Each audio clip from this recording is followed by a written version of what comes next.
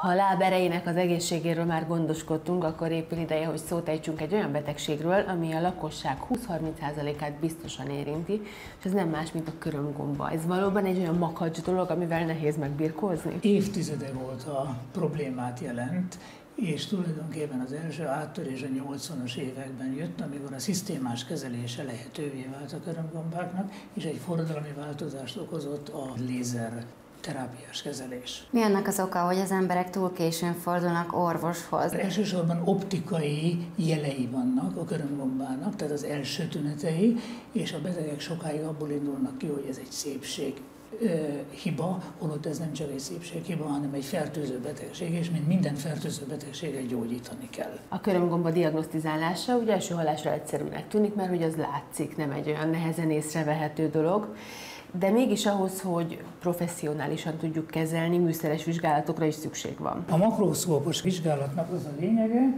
hogy egy videó, illetve egy fotót készítünk, egy 20-szoros vagy 30-szoros nagyítással, ebben az esetben egy 5-szörös nagyítás is elegendő, és látjuk egyértelműen, hogy itt egy körömgombáról van szó. Ha pedig már biztosan tudjuk, hogy körömgombával állunk szemben, akkor utána következik az első lépés, a kezelés megkezdése előtt egy csiszolás.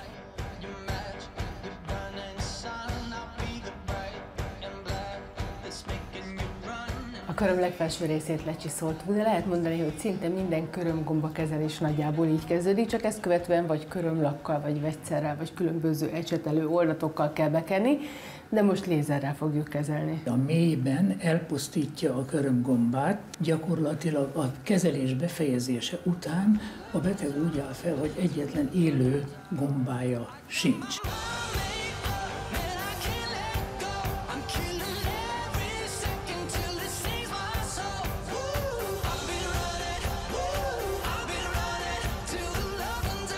Ha valaki találkozott már a körömgombával, akkor pontosan tudja, hogy milyen fantasztikus dolog azt hallani, hogy egy kezeléssel meg lehet tőle szabadulni, mert tudjuk, hogy akár évekig is eltarthat, és akkor sem sikerül.